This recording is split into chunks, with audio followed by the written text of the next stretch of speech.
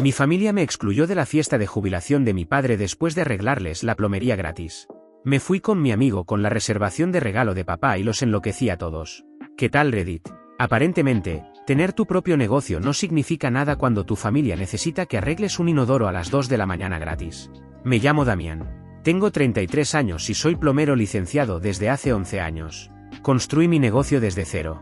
Obtuve mi certificación de maestro a los 27 y ahora dirijo un equipo de 4 hombres que se encargan de todo, desde obstrucciones básicas de drenaje hasta construcciones comerciales completas.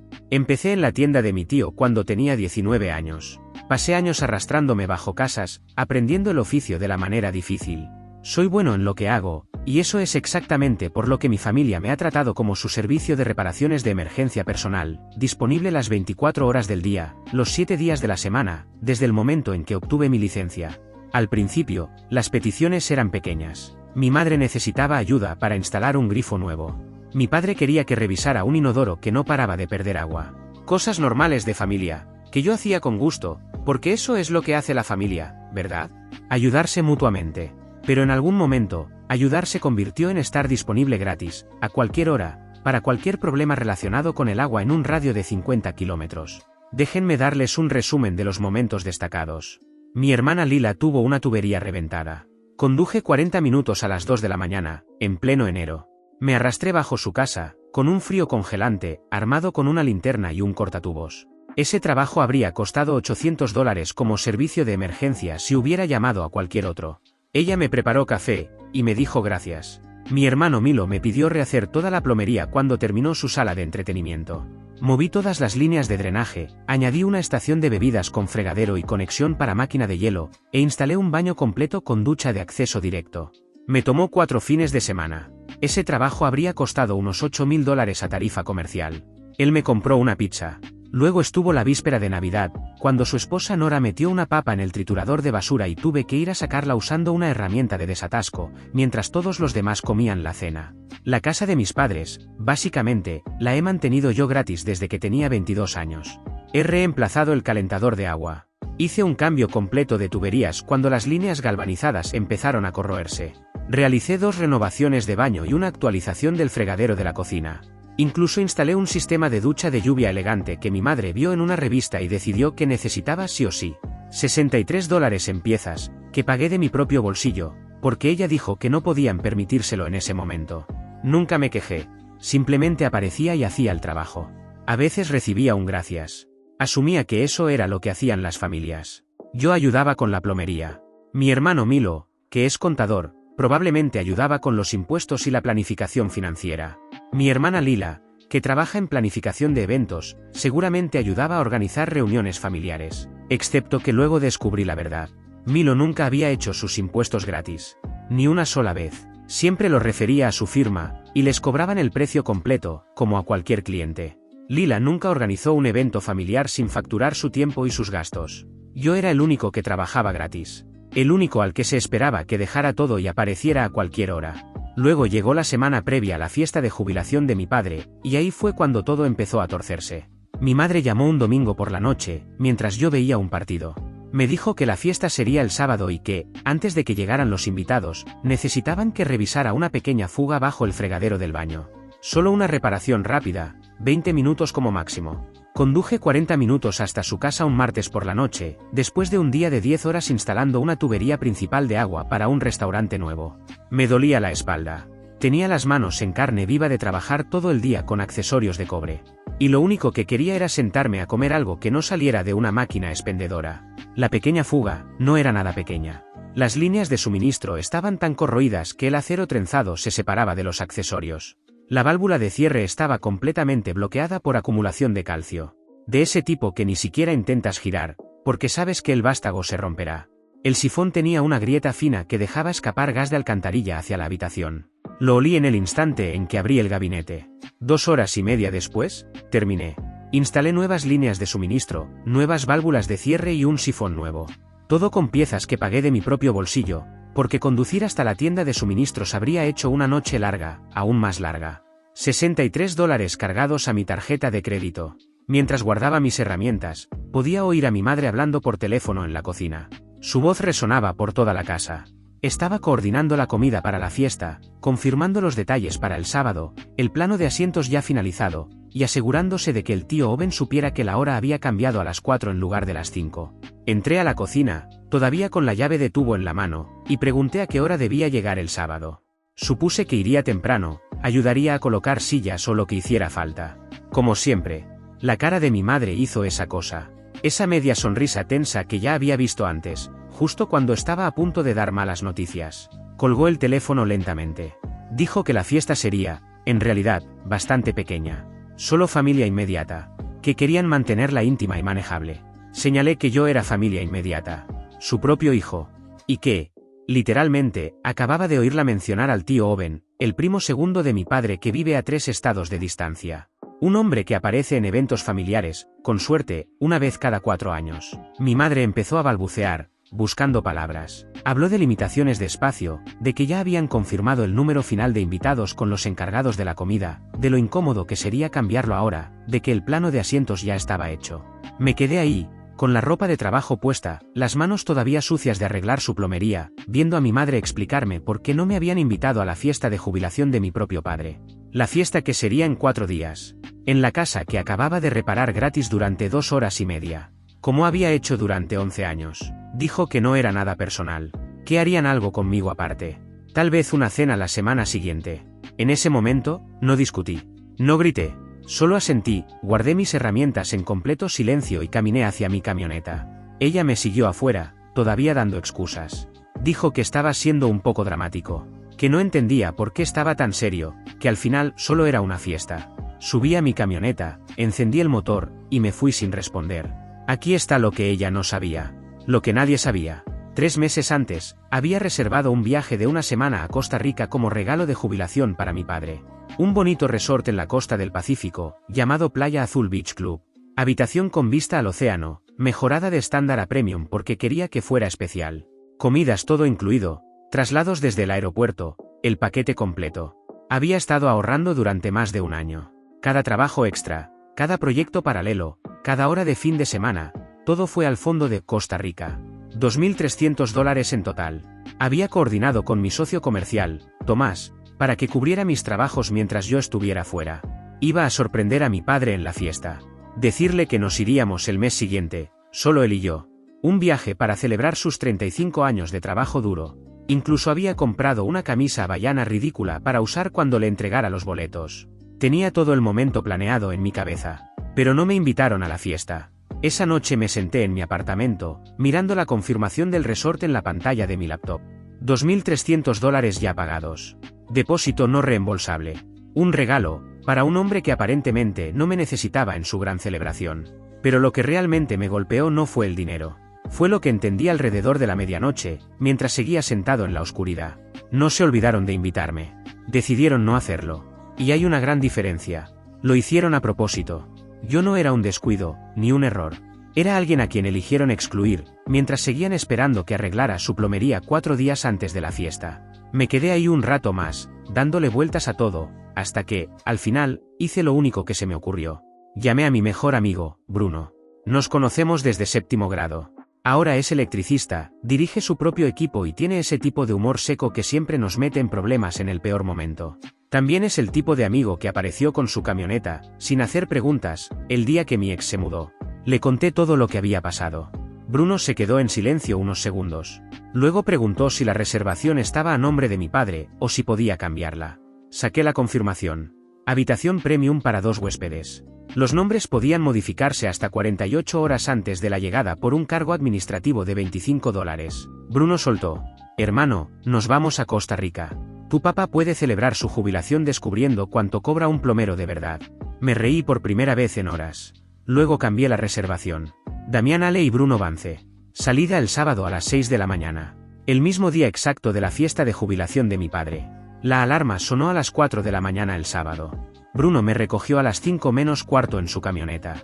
Los dos funcionando a base de café negro y rencor. Para cuando mi familia se estaría reuniendo en la casa de mis padres para pasteles y comida, nosotros estábamos a 30.000 pies de altura, viendo el amanecer a través de la ventana del avión. Bruno pidió una soda de jengibre y se puso a leer una revista de pesca. Yo me quedé mirando las nubes y honestamente, solo sentí alivio. Mi teléfono estaba en modo no molestar. Solo 3 contactos podían pasar: mi amigo Bruno, mi socio comercial Tomás y la señora Ellis, mi vecina anciana que vigilaba mi apartamento cuando viajaba. Mi familia no estaba en la lista de favoritos. No lo había estado durante años. Las únicas llamadas que recibía de ellos eran para pedirme que arreglara algo, o para quejarse de algo que, según ellos, no había arreglado lo suficientemente rápido. En algún punto dejé de agregarlos a favoritos, y nunca lo cambié. Aterrizamos en Costa Rica alrededor del mediodía, hora local. La humedad nos golpeó en cuanto bajamos del avión, pero se sentía bien. El transporte del resort nos estaba esperando en el aeropuerto. El conductor sostenía un cartel con nuestros nombres, como si fuéramos alguien importante. El lugar era increíble. Palmeras alineando cada camino.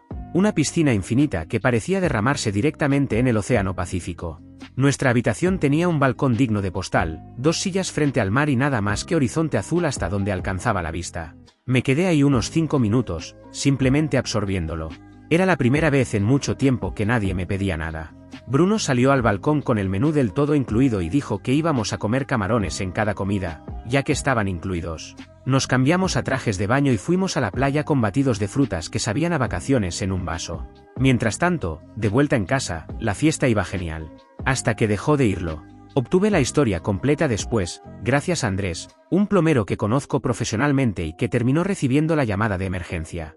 Andrés lleva casi tanto tiempo en el negocio como yo. Dirige un equipo en el lado norte de la ciudad y no tiene ninguna razón para inventarse nada.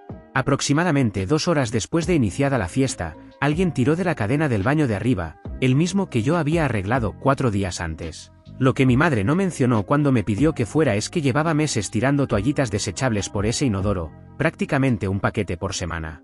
Cualquier plomero sabe que esas cosas no se descomponen de verdad. Solo se acumulan, hasta que ocurre algo catastrófico. Se habían ido acumulando en la línea principal de alcantarillado durante semanas, quizá meses, formando una especie de presa que solo estaba esperando el peor momento posible. Y ese momento llegó. El inodoro se atascó violentamente. No fue algo gradual, según Andrés. Fue una explosión. El agua se desbordó por el borde, inundando el suelo de baldosas, arrastrando consigo todo lo que había en el interior. En cuestión de minutos, empezó a filtrarse por el subsuelo y a gotear a través del techo del comedor de abajo. Agua teñida de marrón. Del tipo que no deja dudas sobre con qué estás tratando. Goteando sobre la mesa de postres. Sobre los platos de los invitados. Sobre el pastel de jubilación de mi padre. El primer instinto de mi madre fue llamarme. Todas las llamadas fueron directo al buzón de voz. Mi padre intentó. Buzón de voz. Lila lo intentó desde su celular. Milo desde el suyo. Incluso Nora llamó. Todo, buzón de voz. Finalmente, se rindieron y llamaron a una empresa de plomería de verdad. Un sábado del fin de semana del Día de los Caídos, cuando la mayoría de los plomeros de la zona estaban o en una barbacoa, o cobrando tarifas de emergencia por ser día festivo. Solo el costo de despacho fue de $350. Andrés me contó que, cuando llegó a la casa, mi madre estaba en el porche delantero, prácticamente temblando, despotricando sobre dónde estaba su hijo y por qué había enviado a un extraño. Él le dijo que no tenía idea de quién era su hijo, y que solo estaba ahí para arreglar la plomería. Evaluó la situación. Obstrucción en la línea principal que requería una serpiente motorizada y posiblemente hidrolavado a presión. Daños por agua con residuos en el techo, y en la alfombra. La cuenta total solo por el sábado fue de $875. Y Andrés les advirtió que la línea principal necesitaría trabajo adicional, probablemente otros 2.000. Me contó que mi madre insistía en que no debería tener que pagar, porque su hijo era plomero. Andrés le respondió que su hijo no estaba ahí, y que las aguas residuales no iban a esperar por un descuento familiar. La fiesta terminó alrededor de las 4. Los invitados empezaron a inventar excusas incómodas y se fueron temprano. Mi padre pasó el resto de su celebración de jubilación manejando una aspiradora de taller, mientras mi madre alternaba entre la furia y las lágrimas. 35 años en la misma compañía, y su gran día terminó con olor a aguas residuales y una factura inesperada de 4 cifras. Yo no sabía nada de lo que estaba pasando. Estaba a 3.000 millas de distancia, recostado en una silla de playa, viendo la puesta de sol. Bruno estaba a mi lado, debatiendo si los cangrejos de arena eran técnicamente cangrejos, o algún otro tipo de criatura. Esa noche, Bruno publicó una foto en Instagram. Los dos en la playa, tragos en mano, el atardecer ardiendo detrás de nosotros. La subtituló: Cuando no te invitan a la fiesta, te conviertes en la fiesta. Costa Rica con mi chico Damianale. Luego etiquetó a toda mi familia. A cada uno de ellos. No supe nada de eso hasta la mañana siguiente, cuando finalmente revisé mi teléfono, y encontré el apocalipsis de notificaciones esperándome. 23 llamadas perdidas. 51 mensajes de texto. 3 mensajes de voz que, por el tono de las vistas previas, no prometían nada bueno. Los mensajes contaban la historia, uno tras otro, cada vez más cargados de rabia. De mi madre. Damián, ¿dónde estás? Llámame inmediatamente. Luego, esto es una emergencia, ¿por qué no respondes? Después, la fiesta de tu padre está arruinada, hay aguas residuales por todas partes y no te puedes molestar en contestar el teléfono. Horas más tarde, tu amigo publicó que estás en Costa Rica, ¿estás de vacaciones mientras nosotros lidiamos con esto? Y finalmente, a las 2 de la mañana. No puedo creer que cría a alguien tan egoísta. De mi padre. Hijo, por favor llama a casa. Simple, corto, decepcionado. Ese mensaje golpeó distinto a los desbordes de mi madre. Siempre lo hacía. De Milo, ¿estás bromeando? ¿En serio estás en Costa Rica mientras la casa de mamá y papá se está inundando? ¿Qué te pasa? De Lila, un ensayo completo. 5 párrafos sobre lo egoísta que era. Sobre cómo había abandonado a la familia en su peor momento. Sobre cómo la jubilación de papá había quedado completamente arruinada porque no me podía molestar en contestar el teléfono. Terminó diciendo que estaba genuinamente preocupada por mi estado mental, y que quizá debería hablar con alguien. Le mostré los mensajes a Bruno durante el desayuno. Los leyó con calma, tomó un largo sorbo de café y dijo: bueno, supongo que ya descubrieron cuánto cuesta un plomero. Los siguientes 6 días los pasamos viviendo nuestra mejor vida. Hicimos snorkel en agua cristalina. Comimos mariscos frescos en restaurantes frente al mar. Cada atardecer parecía como si alguien hubiera subido la saturación del cielo. Mantuve el teléfono en no molestar todo el tiempo. Las notificaciones seguían acumulándose, docenas de ellas, a juzgar por el icono en la pantalla, pero no leí ninguna. Cualquier incendio que estuviera ocurriendo en casa, no iba a ser yo quien lo apagara. El vuelo de regreso aterrizó el domingo por la noche. 8 días de sol y tranquilidad, y me sentía, de verdad, como una persona diferente. Con la mente clara de una forma que no había tenido en mucho tiempo. Eso duró unos 45 minutos. Entré al complejo de mi apartamento alrededor de las 9, y encontré un comité de bienvenida en el estacionamiento. Todos. Mi madre, mi padre, Lila, Milo, y la esposa de Milo, Nora. Estaban distribuidos alrededor de sus autos como si llevaran horas vigilando. Conociendo a mi familia, probablemente así era. Mi madre me vio primero y empezó a caminar rápido hacia mí, incluso antes de que abriera la puerta del coche. Su cara era una mezcla de furia y alivio, que habría sido casi graciosa si yo hubiera estado de humor para reír. Me preguntó dónde había estado. ¿Por qué no había contestado? Si tenía idea de lo que les había hecho pasar. Agarré mi bolsa de lona, y caminé junto a ella, directo hacia mi edificio, sin decir una sola palabra. Bronceado, relajado y completamente despreocupado. Mi padre me cortó el paso en la entrada. Su voz tenía ese tono de decepción que conocía demasiado bien. Dijo que necesitábamos hablar. Sobre lo que había pasado en la fiesta. Sobre mí publicando fotos de vacaciones mientras ellos lidiaban con el desastre. Dijo que no me había criado para ser tan egoísta. Me detuve y me giré para enfrentarlos a todos. Le pregunté a qué desastre se refería. Me habló de la emergencia de plomería, de la fiesta arruinada, de los miles de dólares en daños, y de que había ignorado sus llamadas durante 8 días. Asentí. Entonces les dije que el viaje a Costa Rica se suponía que era su regalo de jubilación. Que iba a sorprenderlo en la fiesta. Entregarle los boletos frente a todos. Un viaje padre e hijo. Nadie dijo nada. La boca de mi madre se abrió, y luego se cerró. Milo incluso dio un paso hacia atrás. Hasta Nora, que rara vez mostraba emoción, parecía incómoda. Pero no me invitaron a la fiesta, continué. Así que llevé a Bruno en su lugar. El silencio fue tan largo que podía oír el tráfico detrás de nosotros. Mi madre empezó a balbucear. Habló del plano de asientos, de que ya tenían confirmado el número de invitados con los encargados de la comida, de que no pensaron que me importaría. Levanté la mano. 11 años, dije. He arreglado su plomería gratis durante 11 años. Cada fuga, cada obstrucción, cada pieza rota. 4 días antes de esa fiesta, estaba en su baño, reemplazando piezas, que pagué yo mismo. Y luego descubrí que ni siquiera estaba invitado. Milo dio un paso al frente, inflando el pecho. Ese gesto dejó de intimidarme cuando éramos adolescentes. Dijo que nada de eso era excusa para ignorar sus llamadas cuando me necesitaban. Le pregunté cuándo fue la última vez que cualquiera de ellos me había llamado por algo que no fuera mano de obra gratis. No hubo respuesta. Así que lo dejé claro. A partir de ahora, podían llamar a la línea de mi negocio, dentro del horario laboral. Los programaría como a cualquier cliente. Y les cobraría como a cualquier cliente. La tarifa de emergencia era de $250 solo por presentarme. Y los fines de semana cobraba un 50% adicional. Mi madre parecía como si la hubiera abofeteado. Preguntó si realmente iba a cobrarle a mi propia familia. Le respondí que había terminado de ser su empleado sin sueldo. Caminé hasta la puerta de mi apartamento, la abrí, y antes de entrar me giré una última vez. Les dije que podían quedarse en el estacionamiento todo el tiempo que quisieran, pero que si alguien tocaba mi puerta, llamaría a la policía. Luego entré, eché el cerrojo, y solté el aire. Desde la ventana los vi discutir entre ellos durante otros 30 minutos, antes de que finalmente se fueran. Me di una ducha larga, y me fui a la cama. Pensé que ahí terminaría todo. Que estarían molestos por un tiempo. Que nos evitaríamos en las fiestas. Que eventualmente, todo se acomodaría en alguna especie de tregua incómoda. Así es como suelen funcionar estas cosas, ¿no? Estaba equivocado. Lo que vino después llegó por etapas. Y cada etapa fue peor que la anterior. Cada una dejaba más claro que no iban a parar, hasta que yo cediera, o hasta que los obligara a parar. Empezó con las llamadas. Y con las mentiras. Mi socio comercial, Tomás, había mantenido el negocio funcionando mientras yo estaba fuera.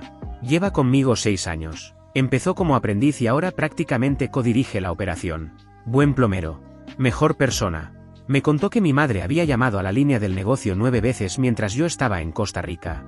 Cada vez exigía que él fuera personalmente a su casa a arreglar el problema, como un favor familiar. Decía que él trabajaba para su hijo, así que debía ayudar a la familia. Tomás le explicó, con toda la paciencia del mundo, que la tarifa de favor familiar era exactamente la misma que la tarifa regular, y le dio el presupuesto. Ella colgaba cada vez. Me dijo que, para la 7ª llamada, ya estaba cronometrando cuánto tardaba en colgar. El récord fue de 3 segundos. Andrés terminó haciendo el trabajo de la línea principal. El total fue de $3.200, sumando la visita de emergencia, la limpieza de las tuberías con agua a presión y las piezas. Un precio razonable para el alcance del trabajo. Mi madre, sin embargo, empezó a decirle a todo el mundo que Andrés los había estafado. Que su propio hijo lo habría hecho gratis, si no estuviera siendo vengativo. Que probablemente Andrés y yo nos habíamos puesto de acuerdo para sobrecargarlos en costos, como parte de algún plan de venganza. En el mundo de los oficios, esas cosas se saben rápido. Todos nos conocemos. Nos pasamos trabajos unos a otros. Andrés me lo contó durante un almuerzo en un sitio que ambos frecuentamos, cerca de la tienda de suministros. Se reía mientras lo decía, pero había un filo en su voz. Porque que te acusen de estafar clientes no es algo que puedas tomarte a la ligera. Me preguntó qué pasaba con mi familia. Le di la versión resumida. Asintió, y dijo que nunca volvería a aceptar una llamada de esa dirección. Pero mi familia no aflojó. Intentaron diferentes ángulos. Mi hermana Lila apareció en uno de mis trabajos 2 semanas después de que regresé. Yo estaba haciendo una renovación de baño para una clienta de muchos años, Elisa. Estaba reemplazando la válvula de la ducha y actualizando los accesorios. Cuando Lila entró por la puerta principal como si fuera dueña del lugar, yo estaba literalmente dentro de la pared, lámpara en la cabeza, antorcha en la mano, soldando un accesorio de cobre. Había rastreado mi ubicación a través de las redes sociales del negocio. Elisa salió al pasillo para ver quién había llegado. Lila pasó junto a ella, sin siquiera reconocer que existía. Anunció que necesitábamos hablar. Dijo que esto ya había durado demasiado. Que mamá y papá estaban devastados. Que papá no había sido el mismo desde la fiesta. Que apenas dormía. Que había perdido peso. Que yo estaba destruyendo a la familia, por una simple invitación. Le dije que estaba en medio de un trabajo usando una antorcha de soldadura, y que necesitaba que se fuera en ese mismo momento. No se fue. Dijo que estaba siendo infantil. Que ignorarlos era inmaduro. Que debía disculparme y dejar todo atrás para que pudiéramos volver a ser una familia. Que todos estaban esperando a que entrara en razón. Apagué la antorcha, la apoyé con cuidado en el borde de la bañera, y le pregunté si ella ya se había disculpado conmigo. Por no invitarme.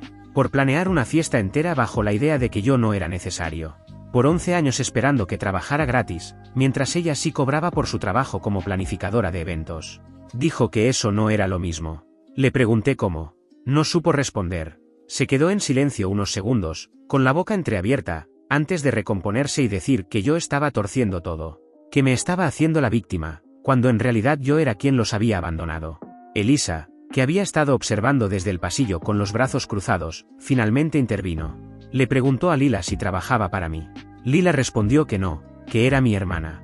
Elisa asintió y dijo, con total calma, que ella estaba pagando por hora mi tiempo. Que su ducha no funcionaba, y que quizás mi hermana podría volver en otro momento, cuando yo no estuviera dentro de su pared con una antorcha encendida. Lila se fue. pero no sin antes girarse en la puerta y decirme que estaba cometiendo un gran error, y que lo lamentaría el resto de mi vida. Elisa esperó a escuchar el coche alejarse. Luego volvió a la entrada del baño y me preguntó de qué iba todo eso. Le di la versión de 30 segundos mientras volvía a encender la antorcha y terminaba de soldar la válvula. Se quedó pensativa un momento, y luego dijo que su propia familia no le hablaba desde hacía casi una década, y que había sido la década más tranquila de su vida. Dijo que algunas familias dan más problemas de los que valen. Después de eso, se convirtió en una de mis clientas favoritas. Me recomendó a 4 amigos en los meses siguientes. Milo intentó otro enfoque una semana después. El de la nostalgia. Apareció en mi apartamento con una pizza, y un paquete de 6 de esa bebida de raíz elegante que nos gustaba cuando éramos niños. Hizo su discurso. Que todos cometemos errores. Que tal vez deberían haberme invitado, pero que yo estaba exagerando. Que teníamos que avanzar como adultos. Dijo que extrañaba a su hermano. Lo dejé hablar durante 5 minutos. Luego le pregunté cuándo fue la última vez que yo le había pedido trabajo de contabilidad gratis. Se quedó confundido.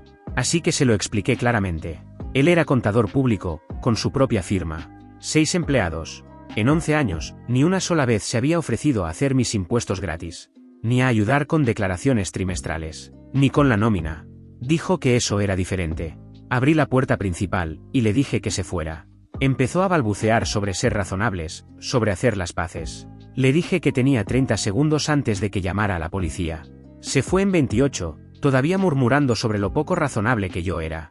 Pensé que con eso ya estaba claro. Que cada uno seguiría por su lado y que poco a poco, mi familia me iría dejando en paz. Pero no fue así. Después de la visita de Milo, empezaron los rumores. Me enteré, a través de conocidos en común, de que mi familia estaba diciendo que yo les había robado dinero. Que había saboteado su plomería intencionalmente. Que estaba consumiendo sustancias ilícitas, o pasando por algún tipo de crisis. Bruno escuchó el rumor de las sustancias ilícitas por medio de su primo, que lo había oído en el gimnasio al que iba mi madre. La historia era que me había vuelto adicto a los analgésicos, y que por eso mi comportamiento había cambiado. Pura basura. Pero la gente lo estaba creyendo. Bruno estaba furioso. Dijo que necesitábamos documentarlo todo. Había pasado por un divorcio complicado y sabía lo importante que era protegerse cuando alguien intenta destruir tu reputación. Se convirtió en mi asesor no oficial para dejar todo documentado. 3 semanas después de la visita de Milo, llegó la primera señal de que las cosas se habían salido de control, y vino directamente a través de mi negocio. Una empresa de administración de propiedades, con la que llevaba 4 años trabajando, canceló de repente un contrato de mantenimiento permanente, 12 unidades en 3 edificios. Trabajo mensual, constante. Dinero en el que ya contaba. El gerente, Gael, se veía incómodo al darme la noticia. Dijo que sus jefes habían escuchado cosas. Sobre mi confiabilidad. Sobre haber abandonado a mi familia durante emergencias. Sobre ser vengativo, y posiblemente inestable. Alguien había estado diciendo esas cosas, y a las personas equivocadas. A las que podían afectar directamente mi sustento. Durante un par de días hice algunas averiguaciones, y lo que descubrí fue esto: mi madre había iniciado, básicamente, una campaña de difamación ella sola. Le dijo a su grupo de iglesia que yo había abandonado a mis padres ancianos durante una crisis médica. A las mujeres de su gimnasio, que había robado dinero de sus ahorros. A los vecinos, que el éxito se me había subido a la cabeza. Y aunque nunca pude rastrear exactamente cómo, esas mismas mentiras también terminaron llegando a mi red profesional. Tomás, mi socio comercial, fue el primero en notar el patrón. Estaba siguiendo nuestras reservas y los números habían caído casi un 20%. Cuando le conté lo que había descubierto, lo dijo sin rodeos. Eso es interferencia ilícita. Un término legal para sabotear deliberadamente la vida profesional de alguien. Le recordé que también era mi madre. Él solo se encogió de hombros y me miró como dándome a entender que, fuera familia o no, me estaban haciendo daño. El acoso en persona también escaló. Una mañana, mi padre apareció en un trabajo residencial y se quedó de pie en la entrada durante más de 1 hora, con los brazos cruzados, negándose a irse hasta que yo saliera. La dueña de la casa, Rea, terminó amenazando con llamar a la policía. Él se fue, pero ella me pidió que terminara rápido y pagó sin la conversación amable de siempre. Mi madre fue más allá. Convenció a un vecino para que la dejara entrar en mi edificio, diciendo que venía por mi cumpleaños. Mi cumpleaños es en marzo. Esto era agosto. Se quedó golpeando mi puerta durante 45 minutos, alternando entre súplicas llorosas y acusaciones furiosas. No abrí, y le grité que llamaría a la policía. Se fue cuando escuchó sirenas, aunque no eran por ella. El punto de quiebre llegó un jueves por la mañana, a principios de septiembre. Estaba en una reunión con un posible cliente comercial, Kinsey, que estaba por abrir un restaurante en el centro con un concepto de productos frescos, directamente del productor al plato. Necesitaba una evaluación completa de la plomería de la cocina antes de la apertura. Este era exactamente el tipo de trabajo por el que había estado esforzándome durante años. Un proyecto serio, con buen dinero de por medio. Y Kinsey, además, parecía un buen cliente. Estábamos en pleno recorrido. Él hacía preguntas inteligentes: presión de agua, capacidad de drenaje, si el interceptor de grasa estaba dimensionado correctamente para el volumen que planeaba manejar. Yo respondía, explicando opciones, sintiéndome seguro. Ya estaba haciendo números en mi cabeza. Entonces mi hermano Milo entró por la puerta principal. Me había seguido hasta allí. Probablemente llevaba rato esperando en su coche, vigilando hasta que apareciera mi cliente, como si fuera un acosador. Sin siquiera conocer a Kinsey, empezó a hablar en voz alta sobre asuntos familiares, como si estuviéramos en la cocina de mis padres y no en el futuro negocio de otra persona. Habló de cómo yo estaba abandonando a nuestros padres, de cómo la salud de papá estaba empeorando por el estrés, de cómo todos estaban preocupados por mí. Kinsey nos miraba a ambos, claramente incómodo. Toda la buena vibra que habíamos construido desapareció en cuestión de segundos. Le dije a Milo que se fuera, que estaba en una reunión de negocios. No lo hizo. Al contrario, subió aún más la voz. Dijo que no podía seguir huyendo de esto, que tenía que dejar de ser egoísta y volver a casa, y disculparme como un hombre. Vi a Kinsey dar un paso atrás. Se le notaba en la cara, estaba reconsiderando si quería trabajar con alguien rodeado de ese tipo de drama. Milo se acercó hasta quedar cara a cara conmigo. Me agarró del brazo e intentó arrastrarme hacia la salida, diciendo que íbamos a hablar afuera como hombres, quisiera yo o no. Me solté de un tirón y le dije, claro y directo, que si volvía a tocarme, lo iba a poner en el suelo. Kinsey se aclaró la garganta y dijo que creía que sería mejor reprogramar, que me llamaría cuando las cosas se calmaran. Nunca llamó. Perdí un trabajo de $15,000, porque mi hermano no podía aceptar un no. Esa noche, me senté en mi apartamento, mirando toda la documentación que Bruno me había ayudado a reunir. Registros de llamadas, capturas de pantalla, fechas, testigos, un rastro de papel que se extendía semanas atrás. Esto no iba a detenerse por sí solo. Ellos no se iban a cansar. Iban a seguir presionando, hasta que me rompieran o destruyeran mi negocio por completo. Así que llamé a una abogada. Se llamaba Siena. Especialista en litigios civiles. Bruno la conocía por su divorcio. Dijo que no se andaba con rodeos. Le llevé todo. Capturas de pantalla de mensajes y publicaciones en redes sociales. Registros de llamadas. Contratos perdidos con fechas y montos. Declaraciones de Tomás y Elisa documentando lo que habían presenciado.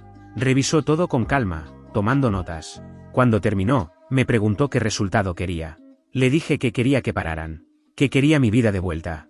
Esto es lo que vamos a hacer, dijo. Primero, una carta formal de cese y desistimiento. Ponerlos en aviso de que lo que están haciendo tiene consecuencias legales.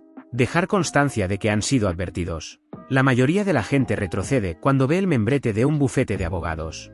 Pero mi familia no era la mayoría de la gente. La carta salió un martes. Para el jueves, mi madre había publicado en Facebook llamándome adicto, y diciendo que había abandonado a sus padres ancianos. Etiquetó a la familia extendida. A gente de la iglesia. Lo hizo completamente público.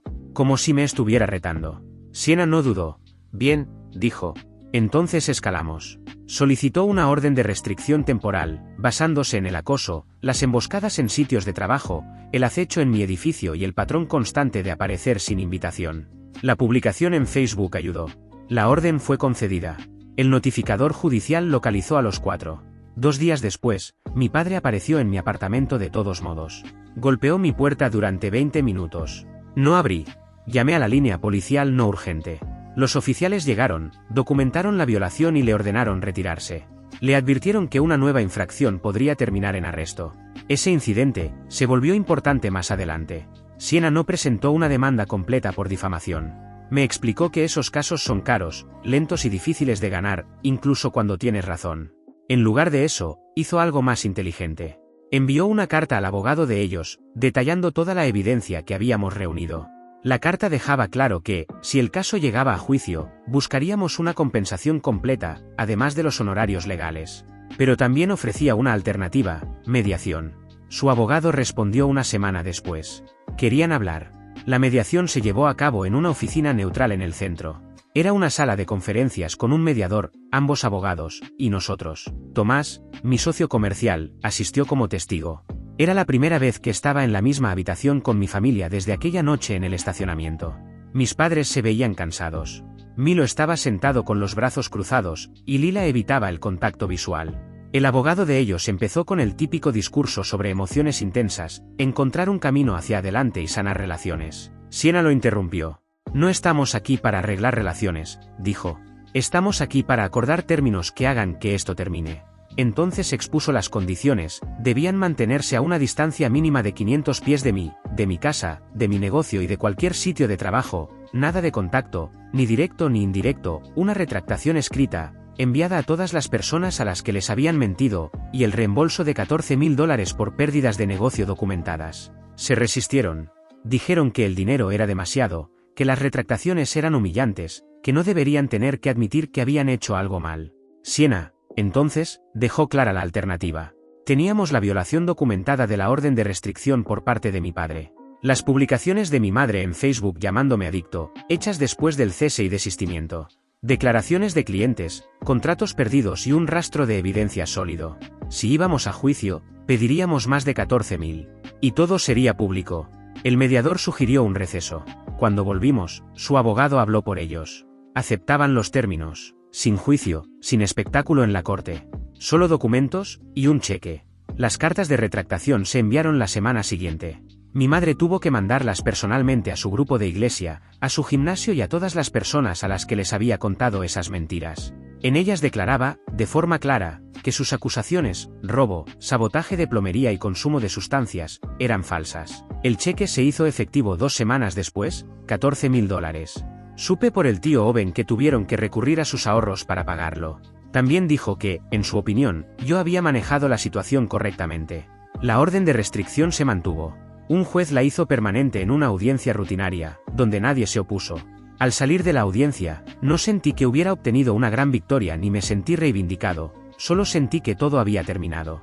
Los meses que siguieron fueron tranquilos, de la mejor manera posible, sin emboscadas en sitios de trabajo, sin mentiras circulando en mi red profesional, sin nadie apareciendo en mi puerta, ni tratándome como si les debiera mano de obra gratis por el resto de mi vida. Reconstruí lo que pude. Algunos clientes regresaron cuando la verdad empezó a salir a la luz, las cartas de retractación ayudaron. Gael, de la empresa de administración de propiedades, me llamó personalmente para disculparse y me preguntó si consideraría retomar el contrato. Le dije que sí, a mis tarifas estándar. Dijo que le parecía más que justo. Elisa me recomendó a 4 amigos, y todos se convirtieron en clientes habituales. Resultó que conocía a mucha gente que valora el buen trabajo, y paga a tiempo. Andrés empezó a enviarme trabajos cuando su agenda se llenaba. A veces almorzábamos juntos y compartíamos historias de guerra sobre clientes difíciles. Tomás y yo contratamos a un aprendiz llamado Felipe, recién salido de la escuela de oficios. También escuché, a través de conocidos, que el círculo social de mis padres se había reducido bastante después de que enviaron las cartas de retractación. Al parecer, a la gente no le gusta descubrir que le han mentido. El matrimonio de mi hermano Milo estaba pasando por un momento complicado. Nora, que en años apenas me había dirigido una docena de palabras, aparentemente encontró muchas cosas que decir cuando conoció toda la historia. Lila se mudó a otro estado por una oportunidad de trabajo. Aunque, por el momento en que lo hizo, parecía más una huida del bochorno local, que una simple decisión profesional. Yo no los contacté. Y, por primera vez en mucho tiempo, no sentí esa obligación constante que había guiado mis decisiones durante años. Mi vida ahora es realmente mía. Dirijo un negocio con gente a la que respeto. Tengo amigos que de verdad quieren estar cerca de mí, no solo usarme. Y honestamente, eso es más que suficiente. Gracias por ver. Si aún no te has suscrito, por favor hazlo y activa la campana de notificaciones para mantenerte al día con más historias impactantes de la vida real que suceden a tu alrededor.